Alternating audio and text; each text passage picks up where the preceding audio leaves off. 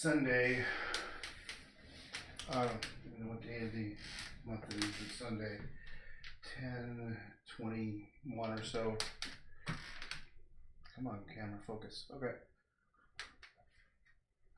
And I'm gonna start a new painting. This is 48 by 72, so it's a good size. If I go closer to it, you can see it's pretty big. And I'm going to do something similar to the one I was working on yesterday. This one over here, which is only 30 by 40. So basically, if I put it next to it, it's a lot smaller, right? And the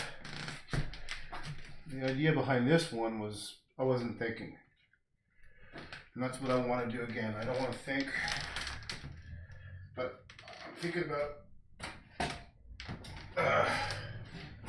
like what I'm trying to say is I'm doing this for completely selfish reasons, which is I need to break my this is so loud.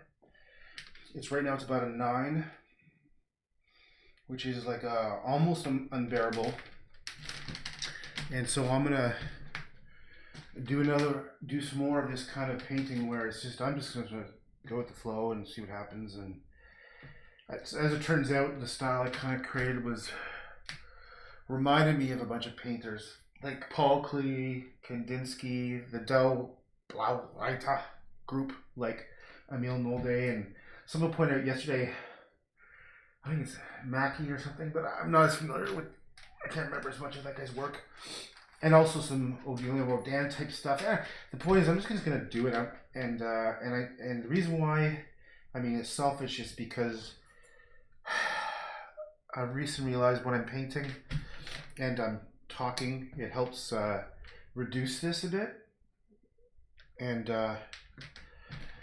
yeah, so there's nothing really. At this moment, I don't have anything deep planned for this, other than thinking what would it be like if I was to do something like I did yesterday, but on a bigger scale. And so that's kind of what I'm thinking.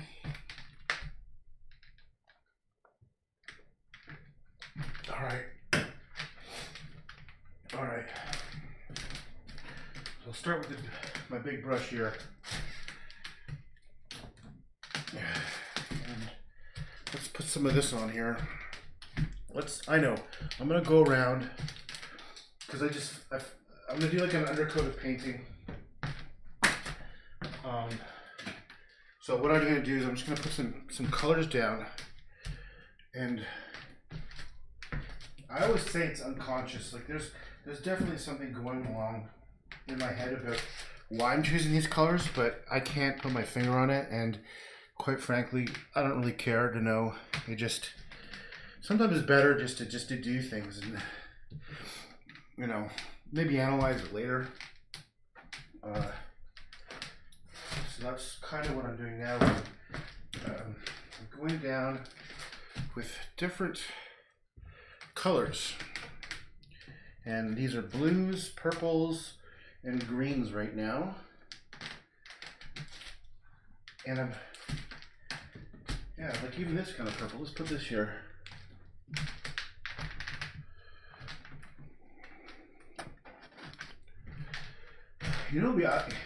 This would be a dream come true if I had like a massive warehouse and I had 100 canvases set up.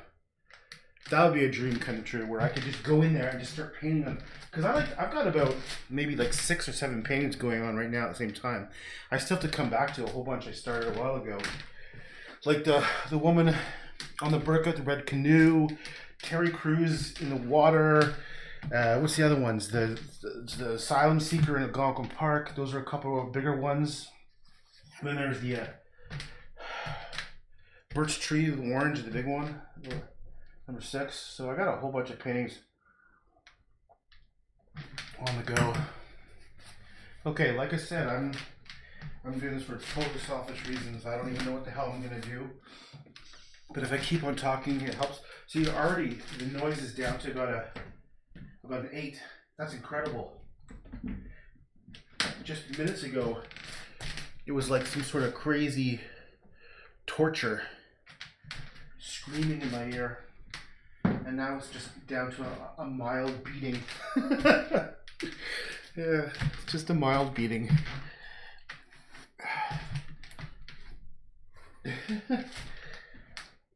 And then white. I think some whites are kind of nice. So I don't even know what whites are. So I'll just slap it around here and here and here. And here. And now, the fun part. This is actually pretty fun. I get some water. I got a big brush, my $5 Home Depot brush. And I'm going to go. And I'm going to. Bam! Oh, yeah. Look at this.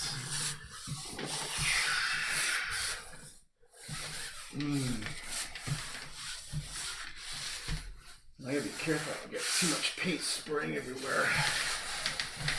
It took me about an hour to set up this morning just to paint, which I'll tell you I hate doing. I hate cleaning all the paints and getting them all ready and washing brushes and cleaning the floor and putting down shit balls. There's all kinds of that kind of stuff. And then setting the camera up. I don't even know, is it even accurate? Okay, it's good. Oh, listen to me complaining. I don't care. Fuck it. I'm just gonna do this. Alright. So, I just realized I can't do something I did with the other painting, which is, well, I can, but I'm probably too lazy to do it, which is to turn the canvas in different directions. Like, I can flip it upside down, but vertically it might be a little tricky. All right.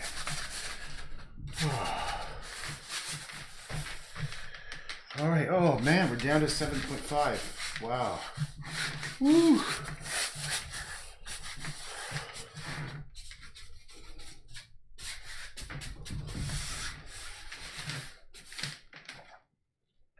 Yeah, I should just leave it like this. I don't want to buy a painting. Actually, to be honest, sometimes it's nice just to look. Like, honestly, there's art that this is it. There you go. You're done. God, it just pisses me off. Pisses me off. It's lazy. It's lazy and deceitful. That's how I view some modern art. Abstract painting.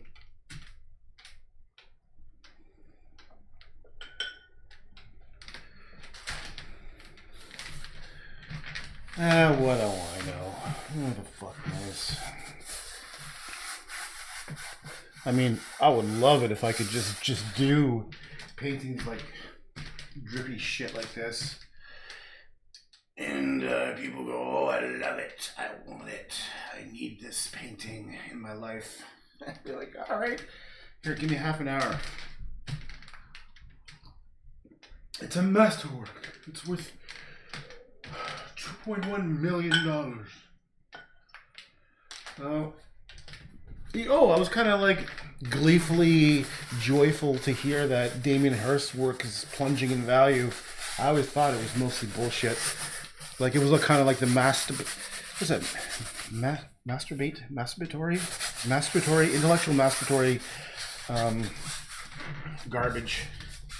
You know, like the Shark Tank. I'm like, man, it's just embarrassing to me. You know, I mean, good for someone to do it, but for people to fall into this crazy idea that's worth so much to them. I mean, if you've got lots of money, why not? But I think the problem is people like there is a deceitful chain in the art world. You know, like art curators.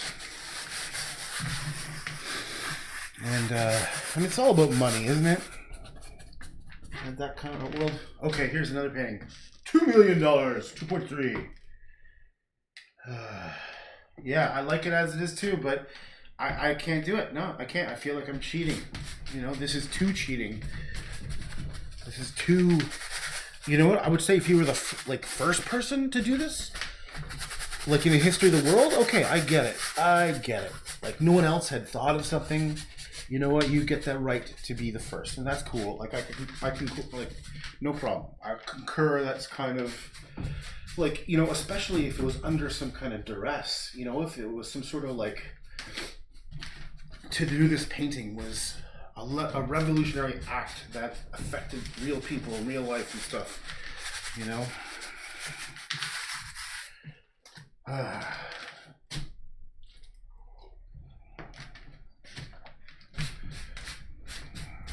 I mean, I'd love to leave it just like this. At the same time, I want to punch it. You know what it is? Because there's beautiful colors mixing, you know, and I get that. Oh, but I just can't do it. I just feel like, you know, you're a giant hypocrite, and you're there's no talent there. I think, yeah, I've got a problem with that. I've got a problem with too many people who are self-promoters, and it is definitely a world where the loudest, like, you have to like yell the loudest, and I hate that with probably my deepest passion of negativity is people who are self-promoters so much. And the only reason why they're successful, not the only reason, but a big part of why they're successful is they're good at marketing. And it's such a hard thing for me because it pulls at my soul. It pulls at my soul because it's like, there's deception, you know. It's where it's not even deception. People are willfully accepting and eating it up. Willfully accept. Like, look at this. I should just stop here. I actually realized I actually have 3 more of these size canvases. What if I just left it like this? I couldn't do it. I wouldn't want to put my name on it. That's the thing. I couldn't put my name on something like this. And you see this everywhere. There is nothing unique about this. Nothing special. So here's some weird irony. Let me be judgmental. Is there anything unique about this? Like, what the hell's the difference? What is the difference? The difference was, to me, I was trying hard with every little area to do something interesting so you could get lost in it. Like little intentional little marks that I thought were kind of beautiful in their own way, and also it gave me peace to do this stuff, to go into these little, you know, fuck. That's what I'm trying to say. So, what's the difference between this and this? I'm talking to the people. Oh, you're finished? Yeah. All right, good job. Yeah. I don't know. See, that's where it's silly to even talk about. And this is why, for years and years and years and years, I've never talked about art.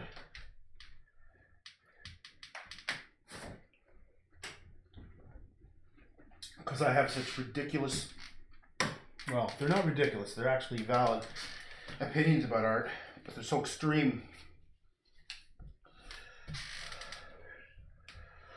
Put your name on it, Cheryl. Here, I'm gonna do this for Cheryl.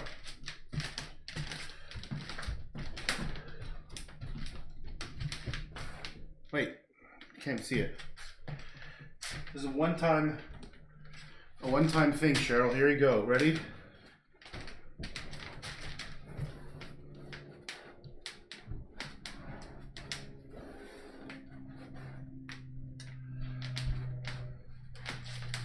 Oh, can you see that?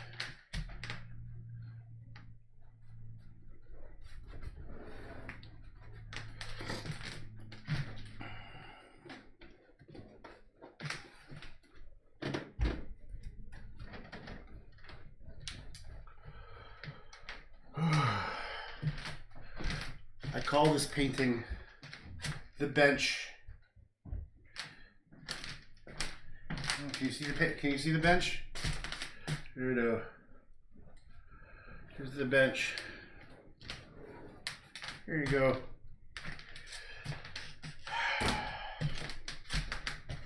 Maybe I'll go in here and I'll put like a photorealistic face somewhere.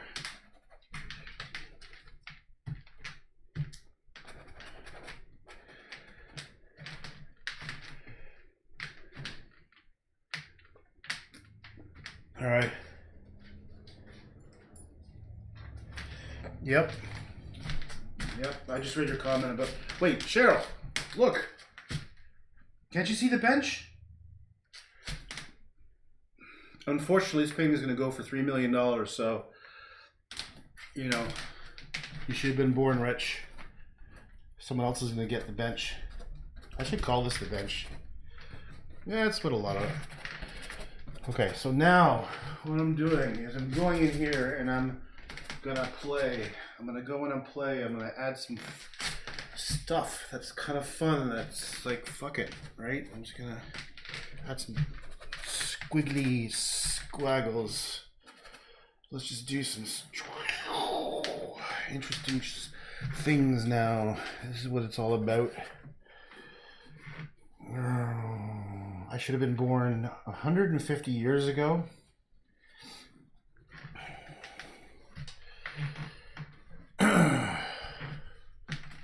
Oh, you probably can't even see anything, Jay. All right, let me go here. Let's go closer to the masterpiece that is evolving in front of your eyes.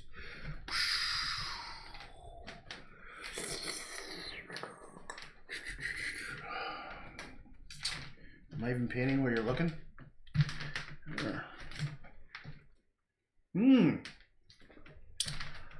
All right. It's down to like a 6. Woohoo! I'm out of the danger zone. Out of the danger zone. Oh, which means it's good. 6 out of 10 in the scale of ringing in the brain. You know what this could be? Oh, I've got an idea. What if... I think I'm going to make it like Monet's water lilies. That's from my memory of the colors, but it's some sort of my own abstracted, ridiculous bullshit thing version. Yeah, maybe. Because when I was like 17, my stories are probably getting repetitive now. I only have so many, but whatever. I have to keep talking. When I was about 17, I did an art school in Siena, Italy. And then I met my girlfriend at the time, and we backpacked. We did that backpacking on no money thing through Europe. And we went, when we were in Paris, we went to the Galerie L'Orange, which is, I seem to recall just being south of the Louvre, and went downstairs in this big cavernous room. It was like white.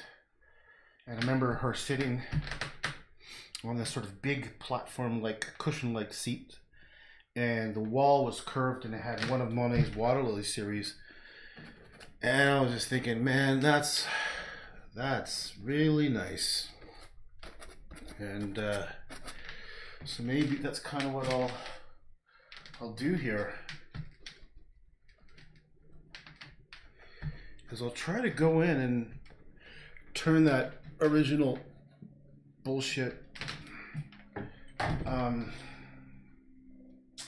How do you want to describe it? Yeah. You just share it looks like a pond with trees. So I think it's because it has that drippy stuff. Just when I was letting the paint drip down, it kind of has an effect like a pond. And I've already started to draw in my little flowery circle things, but I'm letting a little bit of the green show through, like up here. Can you see that? Up here. Come on, camera. Up here, you can't see it very well, but up here is this nice kind of greens that were showing through because I put green on the canvas. So, yeah. What, you see the bench now? You couldn't. Look at it. It's right there. There's a giant freaking bench right there. Can't see the bench. You know what I should do is I should put like an archway. Remember how he did that? I'm talking about Monet did the painting of the water lilies with the bridge. There's a couple paintings. Actually, I've done some paintings. I've done some Monet type stuff. I don't know if I can do this in real time. Let's see if this works. I don't know how well you can see my computer screen. But I'm going to go to my website on this computer here. Oops, 1 second. I kind of screwed it up. I can't see the keyboard. I've got this giant old. This Mac is like, I don't even know how old this thing is. This Mac is probably about 12 years old. Okay. I have to. Oh, come on. God damn son of a bitch. Okay. So.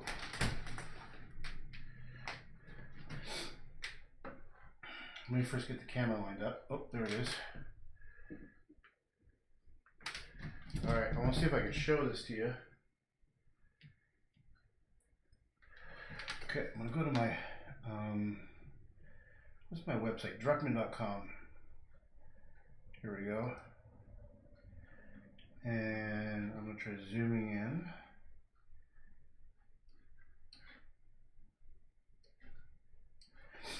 And I can't remember what year it was.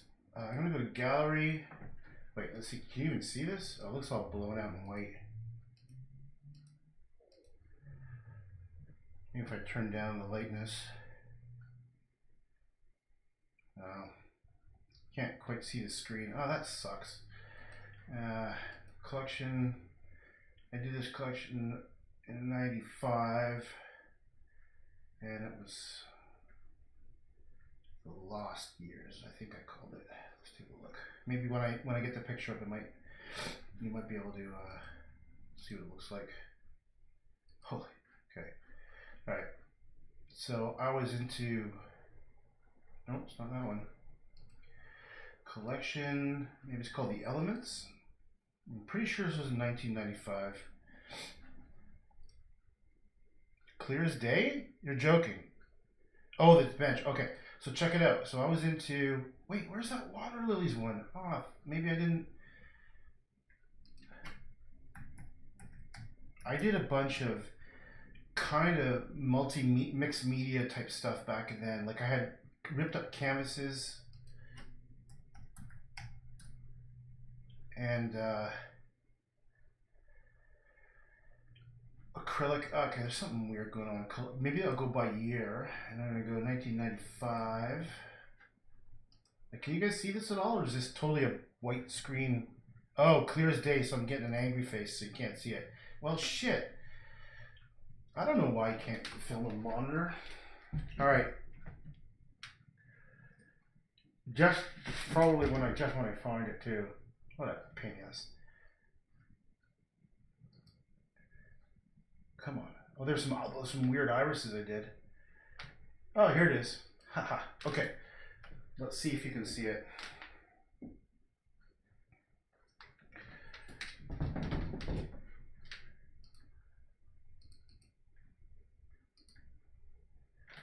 Can you see that painting? I don't know. Is it visible? So it's like I did it in 1995. You know what? Screw it. This is already pissing me off. I feel under pressure to like perform here, which is not my whole intention of doing this painting stuff. Anyhow, I've done a bunch of water lily things. It's just trust me. Now I have to spend 5 minutes just okay. Let's go back to our regular babbling session. Okay. Let's go back to regular babbling.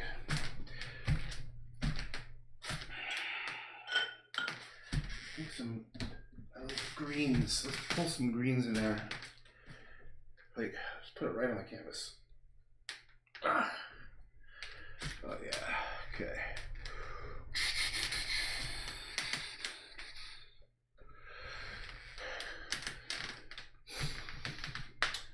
Okay, maybe that's what I'm gonna do here. Maybe I'm gonna do water lilies by a bench. How about that? Why am I laughing? Okay. Come on, canvas. All right. All right. Yeah, I kind of like when things are a little bit strange and different. But yeah, that's.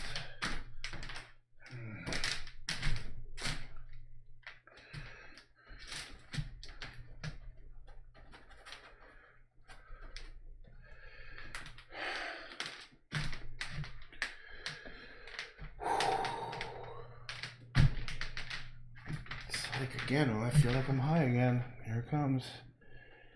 This is just, I think, I totally understand the idea of a little bit of madness with creativity. You kind of have to push yourself to a place where if you're bordering insanity a little bit, you're pushing yourself to, you know, I gotta push my, it's not even, it's actually, to be honest, it's not even work. It's more like gravity. It's like falling into it. I could let myself fall into the kind of like this, the creative madness zone. And you kind of like I feel it right now, man. I feel like there's some sort of drugs going through my body. Like it's making me start to sweat and like, oh, like I'm not quite feel like I'm gonna pass out, but it feels like I don't know. It's not a horrible feeling, but it's definitely like oh, I've got a little bit. I don't know if you've ever experienced this. I don't know. This happens to me before. You know, if you get a really bad cold, like a virus, and you can feel like I can feel the moment when I become sick with a virus. Like I get goosebumps. Like I have goosebumps right now, and you can feel like heat coming all over your surface of your skin, and then I become sick. Like, you know, with a virus, I could feel like, you know, it's multiplying and and that's a bit of how this feeling is. Just kind of like something is taking over somehow.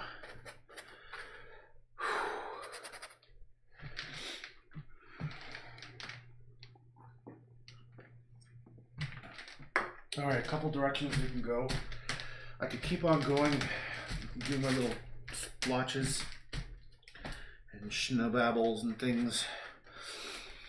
I could turn this actually into a bench, like my own water lilies, and this could be the bench. Although, you know, maybe I'll keep it very static and boring the way it is, and maybe paint some of those water lilies. You know, paint some of those water lilies in here, so it kind of comes its own.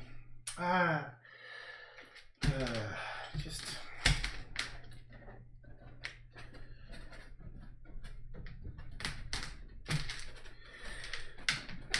See, I just did a water lily here. That's all you got to do. You want to make a Monet water lily, plop in that shape, put some colors around it, bada bing, bada bang, bada bum. And then I remember he would, for some of his foliage, he would have like dripping kind of stuff, right? So, thank you. I'll just steal Monet.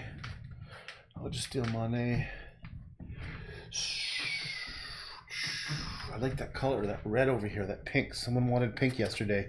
I'll give you a pink. You want some pink? I'll give you a pink.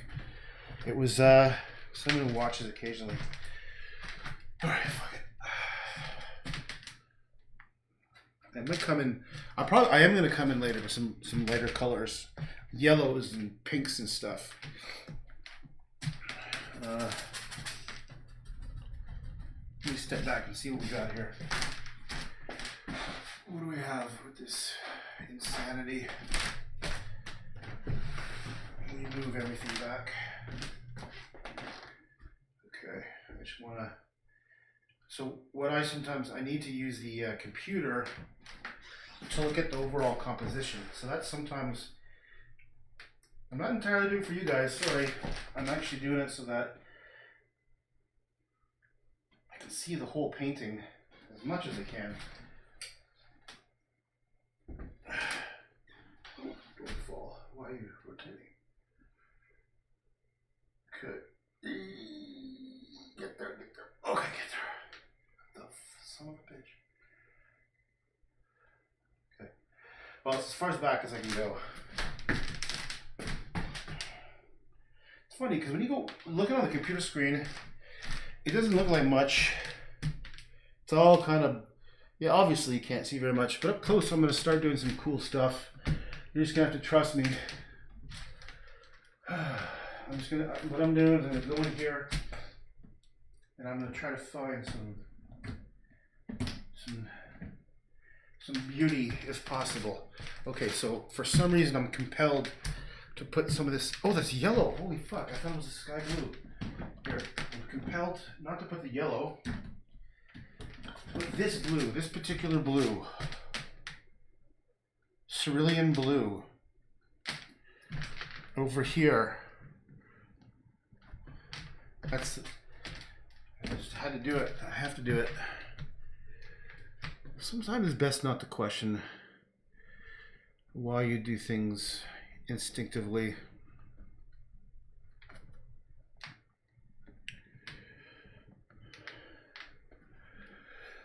Okay. I might take that yellow and let's take this yellow and just smush it around because it was destined to be there. And let's put it over here and smush it around.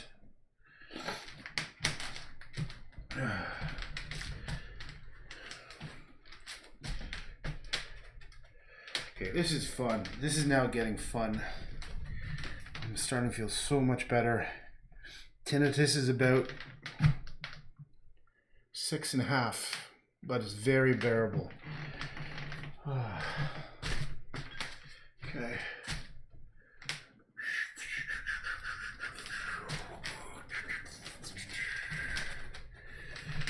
This makes me feel like I want to do weights now. I had sets of weights throughout my house, so I can't just pick them up and do them. So I just thought I'd look like a super idiot if I did it, but I just kind of felt like the urge to do that.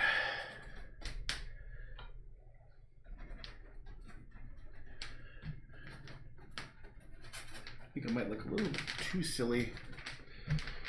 I feel like I'm getting more and more like comfortable, like like this is like the real me, you know. Like I can't believe I'm doing this. This is the 100% opposite of completely what I've always been about, which is to be keep it to yourself. And part of the reason, I mean, I'm doing this for a bunch of reasons, and one of them is I think it was David Bowie who said something along the lines, or maybe it was Peter Gabriel. It was like one of the singers I really like. Something like, if you're comfortable, you're not challenging yourself, and you're never gonna like. You need to never be in the comfort zone. So me being in front of everyone right now like this is far, far, far outside of my comfort zone. I've thought many times about just shutting everything down and deleting everything, and I have to fight to say, you know what, just suck it up. This is pushing you, you know? So I'm doing something that I don't want to. Okay. All right. I don't know if this, can you see this? Good stuff is good.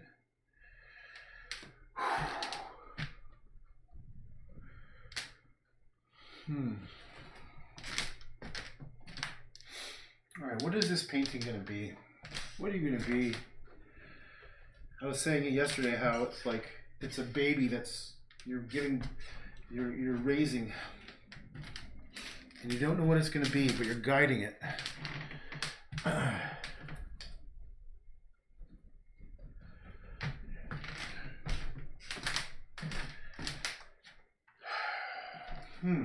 Do I make it clear? So one thing I could do is I could make the lines clear so you can see things like water lilies and flowers and things like this. There's one option. Another option is I could do like what I was doing yesterday, which is far more abstract.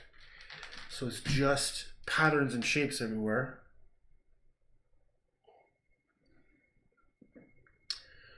So do I go somewhat representational with abstraction? Because that's something I do like to do. And that's just bullshitty art speak for, do I do something that looks like something real mixed with something that is not? Representational just means kind of how it sounds. You're doing something that represents something in the real world, and that's just one of those general classifications of art. You know, I'm jealous of the artists who got to create, not create, but be the first, like, and to define a style. It was like the style was just ready and waiting to be discovered. I did see something recently that I thought about doing a lot of times, which is there's a guy. So I've lived in the digital world most of my life. Like I've been working with computers and art and stuff, with the video games, blah blah blah blah blah.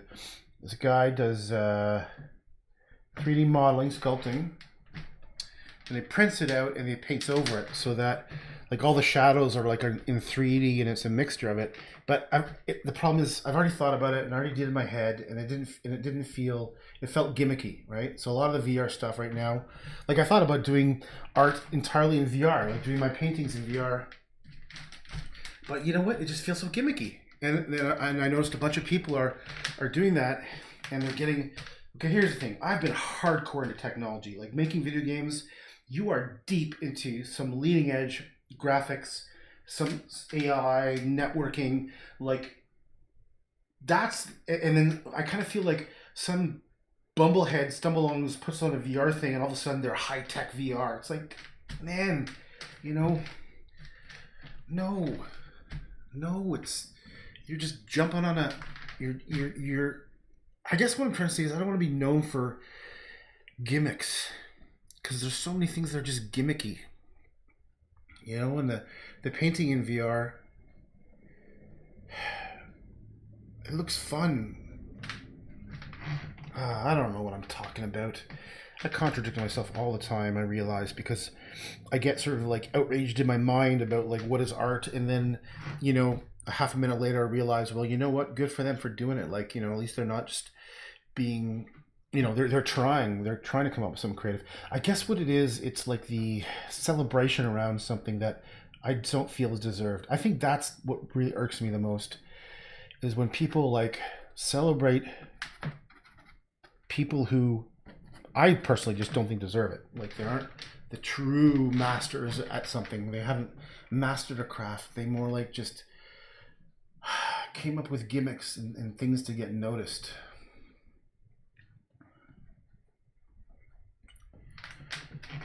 So, and that's like super hypocritical, because I don't even know, is it hypocritical? Because I don't know. I'm just thinking aloud here. I don't want to fault, people for being just trying to be creative. She's just trying. I remember there was one woman who was reading about, she's being celebrated as some sort of VR, you know, artist. And like I looked at it and realized, holy shit, it's just so easy. If people just knew how easy some of this stuff was, and just because people don't know, they should be celebrated. I don't know. There's what's wrong with me?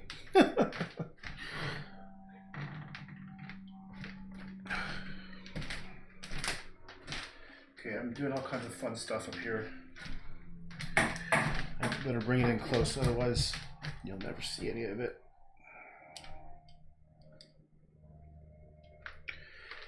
I'm wondering if you're probably getting the idea why I realize I shouldn't talk so much. Okay.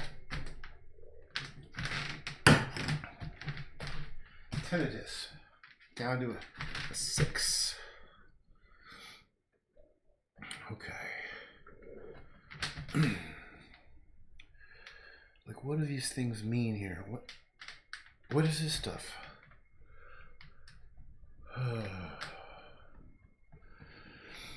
All of this, it means relief to me. It means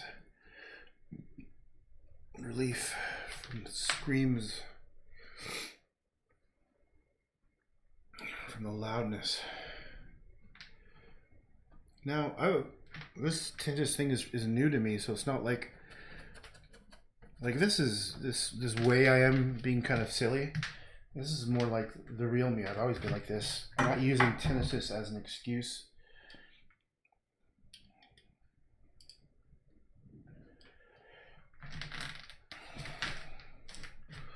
What should I do? What should I do?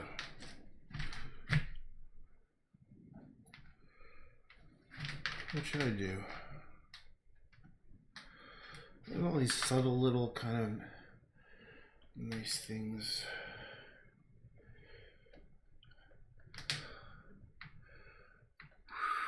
Look at all these little things which are so, you're never going to notice unless you get really close to it.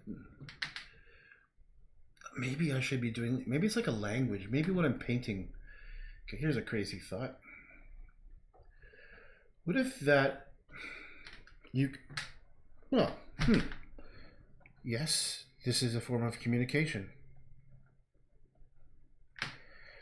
You know, what if this is, okay, I've been trying to legitimize this stuff. I've been trying to rationalize and legitimize why, to do, like, why I'm doing this and what it's about. And I think that's true. I'm just trying to communicate. I'm just trying to talk. And since I don't enjoy talking that much, it takes a great deal of effort for me to talk. And I don't mean this random babbling I am right now. I mean with people in general, to have debates and discourse. I find it exhausting. So I think maybe I'm talking here. Maybe that's all it is. Maybe I don't have to justify why I'm doing it. You know, I beat myself up all the time about art. Excuse me. And maybe all this is my own kind of hieroglyphics. Maybe there is a language. It'd be fun to think that there's some sort of DNA, higher order of communication. I'm going to go with that for a while, because that's a nice thought. That makes me feel less selfish. Less self-absorbed, I guess that's the more accurate description. And what I'm doing here is I'm talking, yeah, I guess there's something true to this, because I always felt like when I looked at Van Gogh, some of Van Gogh's paintings, like live in real life, I could literally, I know exactly what he's doing, and I felt like each of the little brushstrokes talked to me, like it was a language. It was like, I know exactly why you did that, man.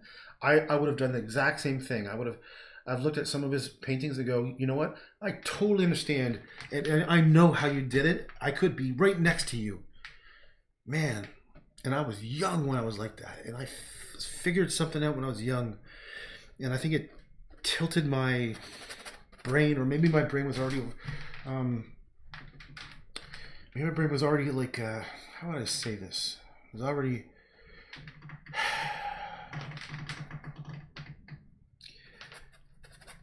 was already geared, like the nature nurture argument.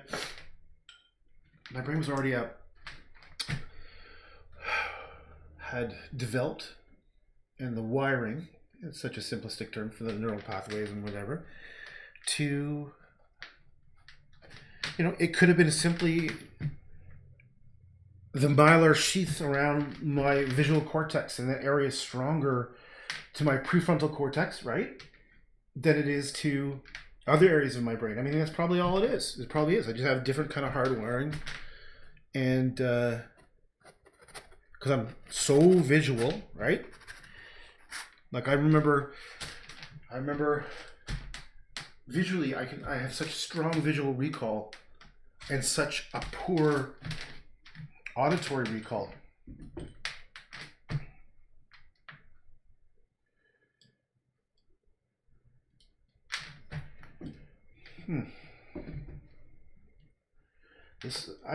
Maybe I should be paying some people for this. It's like therapy sessions.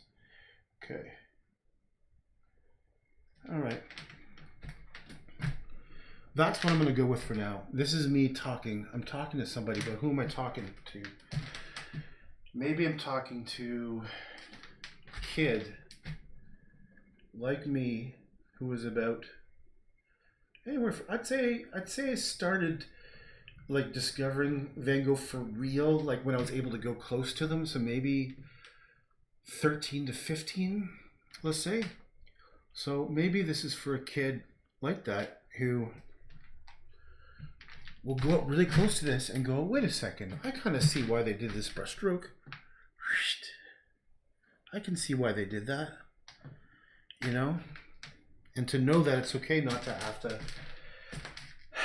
be a dialogist. I think it comes from a family who is very, very verbose, and you need to be an argumenter. You know, you have to be exceptionally good at discussing things. And that was the opposite of me.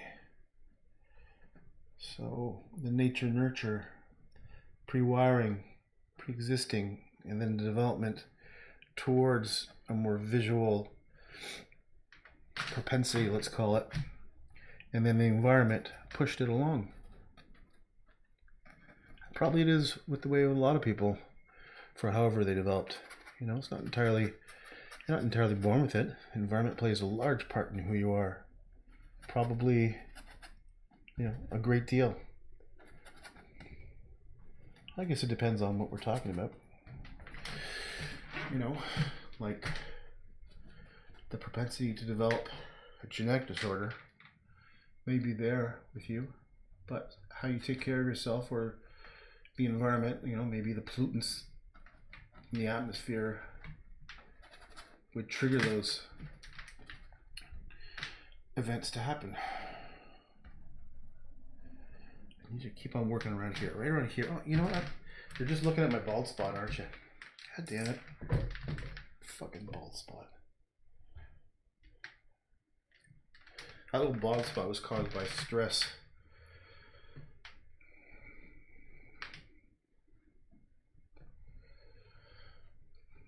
I'm not sure what this is. I'm not sure what this stuff is right there.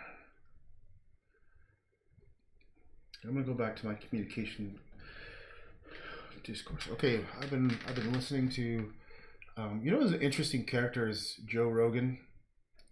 He does these podcasts, these long form interview podcasts, and that's very relaxing to listen to.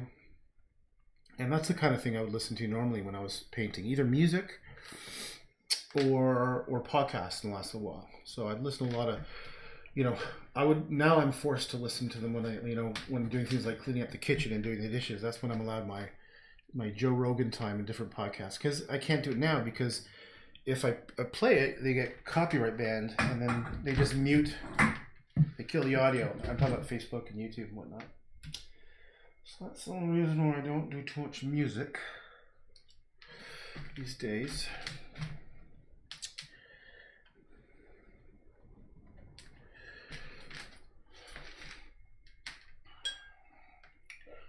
All right, this bench right now needs something. Let me just go in here and just play with it a bit.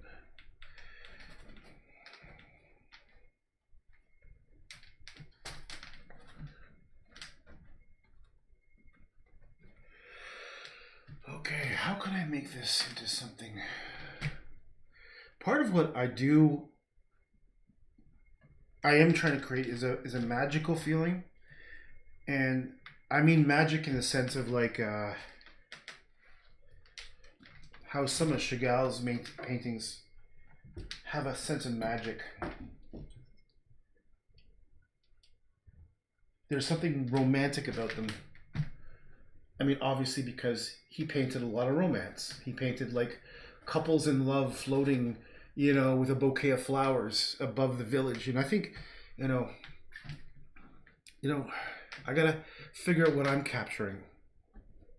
I mean, you know what it is? I feel like I'm just one tiny person in the big sea of everything. But if I could make a change in art, I'd like to bring it back from the modern art bullshit movement, which really started, I guess, in the 50s, and you know, the whole pop art and nihilistic, and I want the pendulum to swing back at least from my tiny part of the world, into something that where it's okay to feel what I consider normal human emotions again. And like, I don't know why there's something in the art world where you have to, the edginess gets noticed more, like, you know, like fucking doing paintings of just things that are either obnoxiously of shock value, and bring it back to something where, yeah, it's okay to make something that represents beauty in life, I guess. I want to bring back, if I can, it's maybe part of something. Maybe that's like, if I was to be part of a movement of somehow, it would be part of like an art movement that's about a renaissance, a new renaissance that's about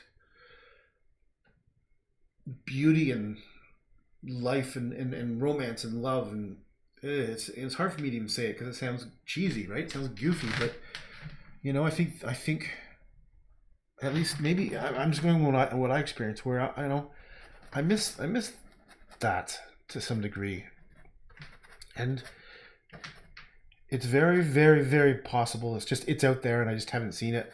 I haven't been looking hard enough. You know what I mean? Because that's the world with the internet. Is just so big. There's so many people out there.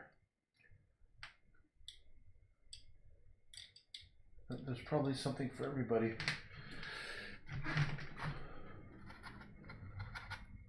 So here's Iskowitz. Hi, Mr. Iskowitz. I think he was a Holocaust survivor, and he would do these simple paintings where they were like these puffs of color. So see that up there? That's Iskowitz. That's Iskowitz. That's all it was. That's all it is. So I'm taking, I guess what I'm doing is I've realized I've internalized a lot of these ideas and styles over years of doing it. And I never copied anybody, but I definitely kind of like looked deeply into what they were doing and how they were doing it. And especially if it was real life, I could look closely, and I saw the secrets. You know, I discovered their secrets. And now I internalize it and I absorbed it. Like, for example, David Hockney, you know, some of his stuff is just stupid, you know. Some of it was fun. Like, I think, you know, the water, sort of the paintings of the pools were really nice. You know, they were kind of fun and nice. But some of his landscapes were absolute crap. Wait, what was I just saying? Oh yeah. So I think I've internalized a couple David Hockney brushstrokes. Like, I haven't looked at a David Hockney painting in probably, let's say, a decade. But I can recall very clearly, you know, the water reflections, the colors he used, you know, like it's like this color right here. So maybe what I'm doing now, let's just think aloud here, is taking some of these masters and grabbing bits of them that attracted me and then putting them together in my own kind of configuration. That would be okay if I could, if that's true. There's no Van Goghs in here, actually. I haven't done any Van Gogh in here. You know, he's the thing about Van Gogh's stuff. Oh, here we go. Here's a couple of Van Gogh strokes right there. That's Van Gogh. That's it. That's as simple as Van Gogh's right there. Wait, where is it? Right there. Can you see that? Thick. Lots of strong contrast. Heavy strokes, mixing them up, making different consistencies, outlining objects, you know, and then you can make your own Van Gogh.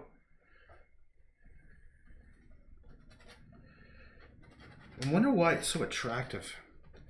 Like, I think that, I can't say this empirically, but I think that there's something empirically attractive about his paintings. Just like, I think a lot of the Impressionists' work were empirically attractive. And by empirically attractive, I mean, they don't require foreknowledge about art styles or, you know, anything at all other than looking at it. And that's really what my goal is to do something where you don't have to know anything about me. Who gives a fuck about me, right? But if this thing that's created touches you somehow, then that's what art is. I think that's where art needs to be. I think that where one facet of art, maybe that's the most accurate description, because there's no definition of art, right? Art is it's always a manifestation about multiple factors like society and then the individual and the state of, you know. I really like the word zeitgeist because it represents, you know, I think where art lives in zeitgeist. The representation of the current state of the world, you know. Wow, I'm really good at this bullshit talk, aren't I? I could just ramble on. People might think I'm intelligent. I'll trick them. That's it. Now, you know what I should do? I should paint naked, and that will probably suddenly make me famous, and then all my paintings are going to be very expensive. But I'll only be naked from the back. That way, I won't get arrested. Now, the odds of that happening are 1 trillion to 1 because I'm not that guy. I'm just talking aloud about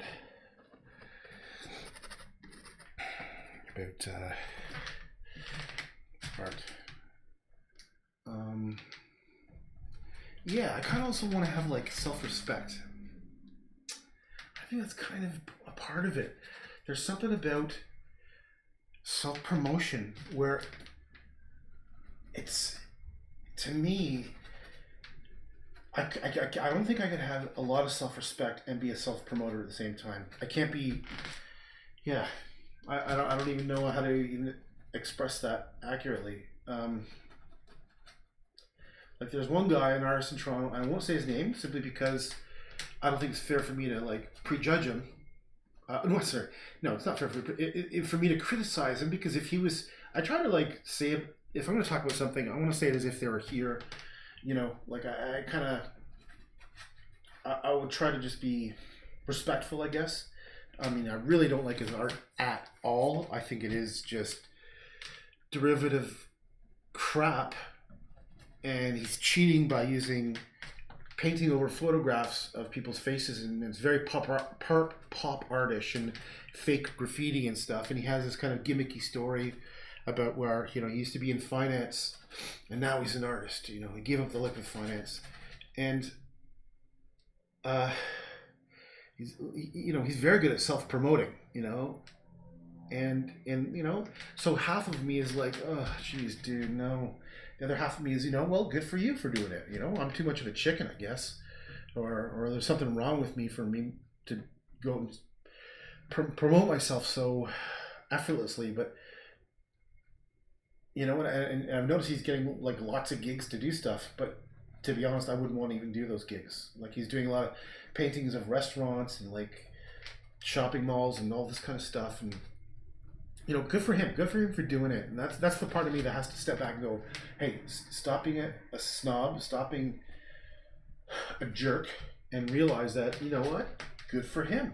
You know, stop and think about why you're feeling this way, because it could be just simple jealousy. You know, jealousy that someone is having a certain kind of success that you want, and that's not the kind of person you want to be. So I always have to stop myself because that's not the kind of person I want to be, even though sometimes that is the way I am, if I'm going to be honest with myself. You know, so it's a bit of a paradox that I do live with,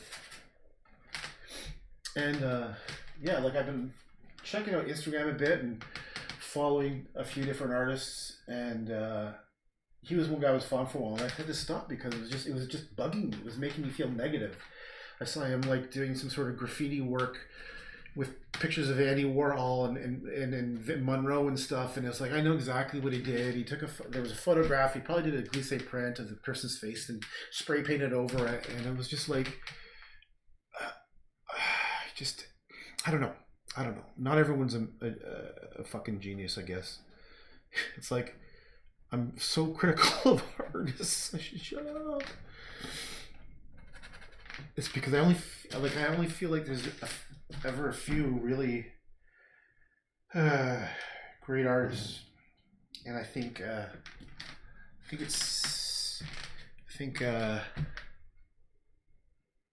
I've been following this artist. Her name is Erin, fuck something or other, and she does these landscape paintings in the States.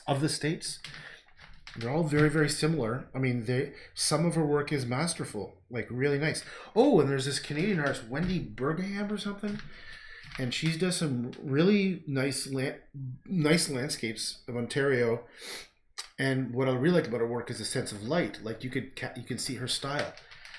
For me, I feel like I can't be trapped in a style in like one particular way. I think it's part of my problem is that I want to do so much. There's so many things I want to do, and so many different styles that I always feel like,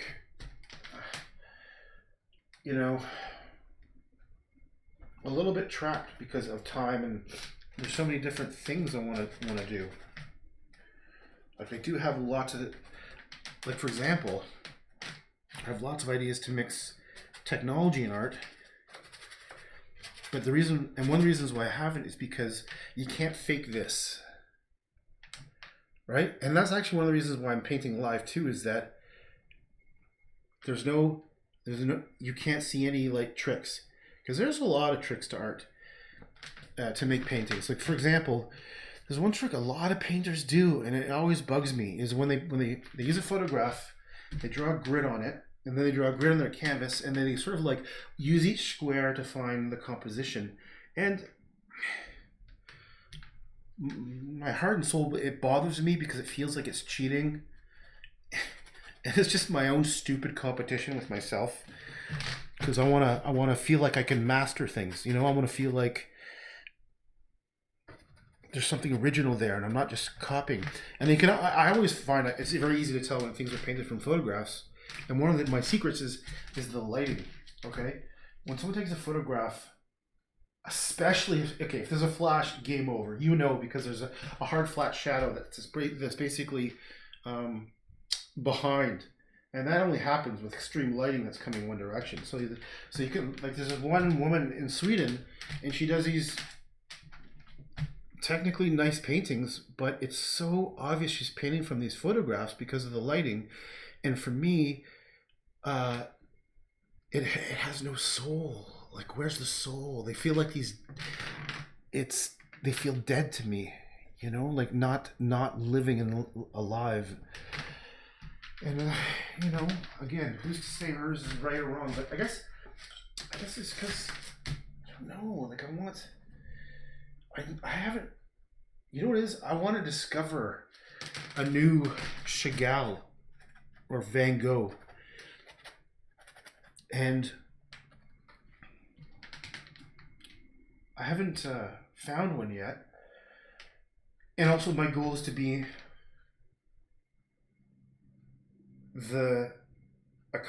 my own Van Gogh and Chagall. I think that's why I can't be forgiving on those big loose paintings. Oh man, my head is spinning right now.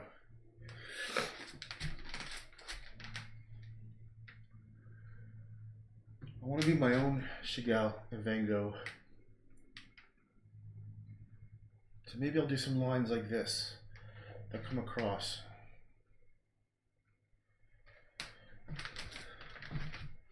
Maybe I'll come over here and think less and just do something. Yeah. Something I was thinking about doing is going up to some of the paintings. I have some paintings I worked on a while ago. I think I might want to come back and work on them some more to give them more. I'm just going to call it Druckmann paint over, because I don't have a better way of describing it. But something that feels like it's really deeply me. Because I feel like I was cheating before. I was rushing things. I was finger painting, and I was, I was definitely trying to get something out as quickly as I can. and I realized I kind of like I'm into something right now, which is these beautiful small little paintings. Each like this whole painting is just going to be this beautiful little like each of these little areas. I want it to be like have the same beauty as like a Chagall or a Monet. Like these tiny little stuff I'm just doing right here. That would be wonderful. And what's happening is because I'm in here so close, I'm not thinking about the composition so much. You know? Yeah. Maybe that's okay. Maybe that's okay. I'm gonna go back in here. And I'm just gonna make some patterns. Holy Jesus. I think I just rambled on about stuff and I don't really even remember what I was talking about.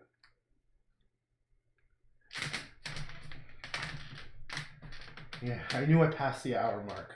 It's an hour and a half. But I'm just gonna keep going.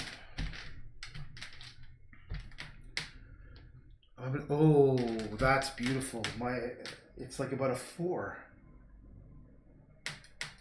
Oh, I think this is becoming like an addiction now.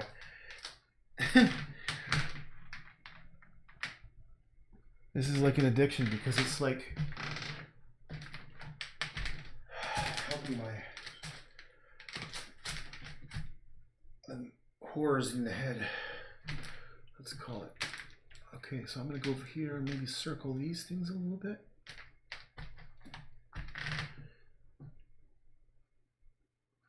Let me think aloud here again. You know, just turn off the mute, but don't listen to me. I need to talk to help dampen the sound in my head. So I'm just going to keep talking. I'm going to talk about communication through painting. I'm going to talk about, I wonder what these words mean. Because maybe that's what it is. Maybe that's what I'm doing. You know, I'm communicating, I'm talking.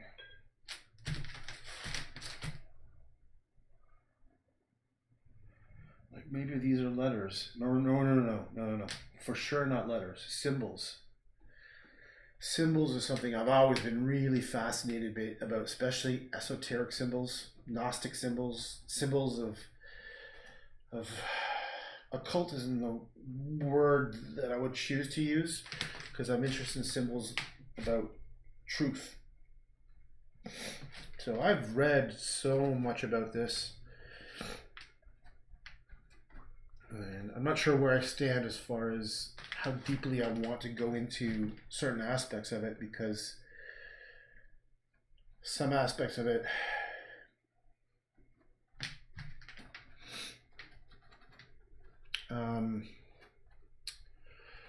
stir up areas that just, you know, if there's any truth to it, it's just not a place I want to go to.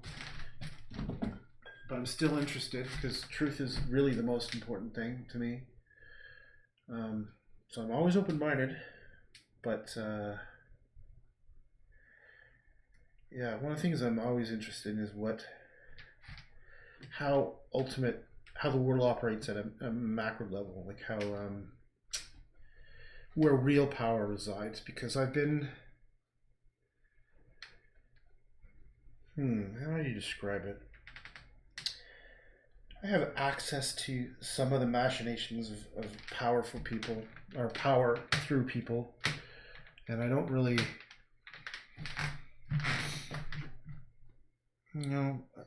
I see how the different levels that people live at.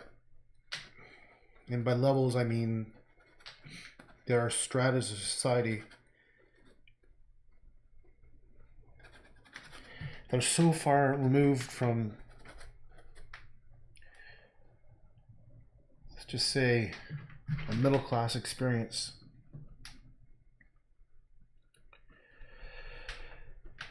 That makes you question why you work so hard and struggle in your life when the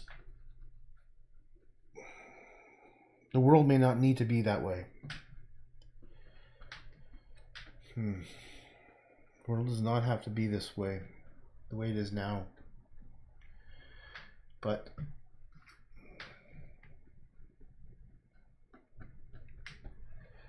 it depends on the sacrifices you're willing to make. I don't mean that like literally regarding sacrifices, but there is some truth to that, unfortunately.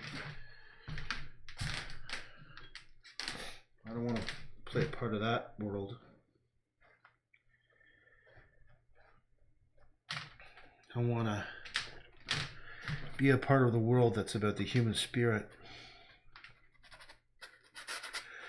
You know what's a little nerve-wracking is knowing where we're going to be in 20, 30 years. You know, there's going to be a merging of human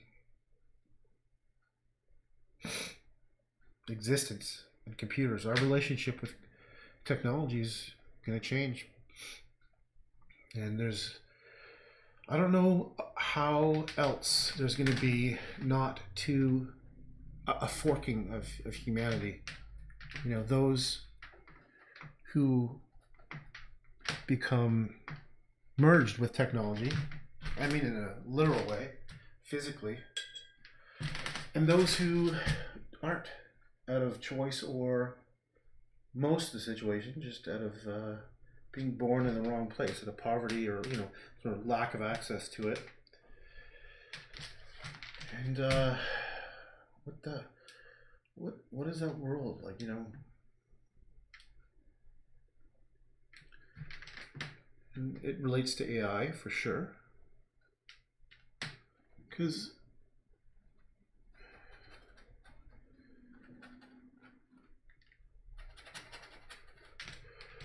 what is a human going to be?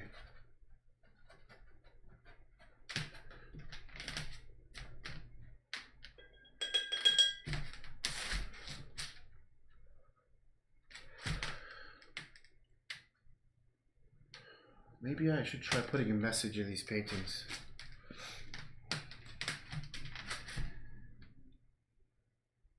I think maybe like I trivialize a lot of the stuff that I'm doing, like what, you know, these paintings, because they're all silly, but maybe there's something truthful and deeper going on in this stuff. Like maybe I am communicating, maybe there is a message in this. Because I really function often at a subconscious level, especially when it comes to creativity and art. And maybe there is some intelligence to this. And maybe there is intelligence to a lot of this modern art that I've been criticizing so heavily. I just don't see it consciously. But I must remain open to the possibility that there is something there. Certainly there is a lot of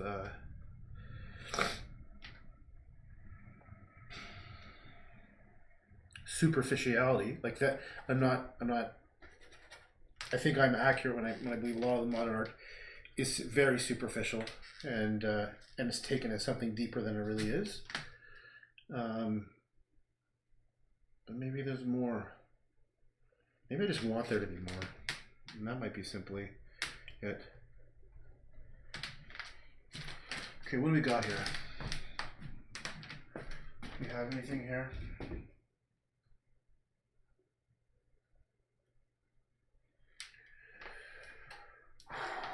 Huh.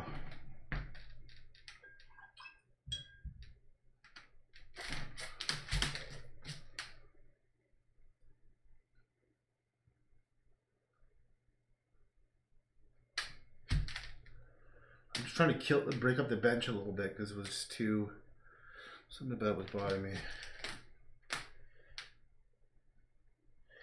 I think maybe it's a break time. Is it break time?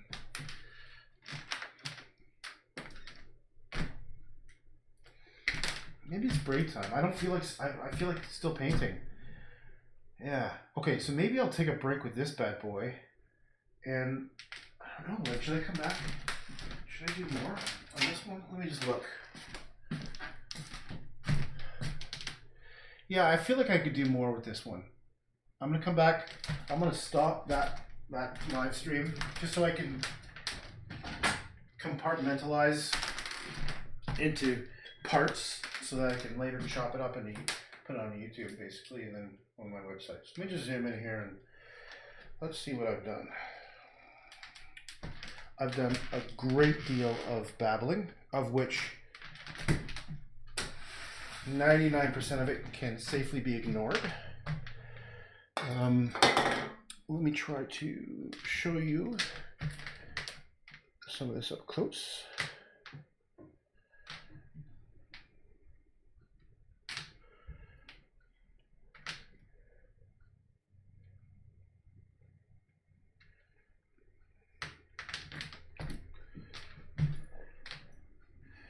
I like that big. Let me just block out the light. A bit of shine coming off my studio lights. Unfortunately, you know, maybe I'll leave that area down there all white. Who knows? And then we got the bench. There's the bench. Okay. And thanks for putting up with my bullshit. I'm going to take a quick break. Yeah, I need another, maybe have another coffee. Clean up my hands.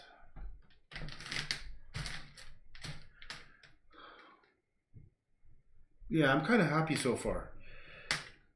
I'm happy so far, and I don't know where it's gonna go. I don't know where it's gonna go. Like, am I gonna turn this into something that, from where you're viewing, you can see something representational, and therefore there's a sense of like ease with it. Like, I think representational is nice because when you identify with something, you know, you can see, oh, I see what that is, and then you're left with, you know, the colors and stuff sort of influencing you.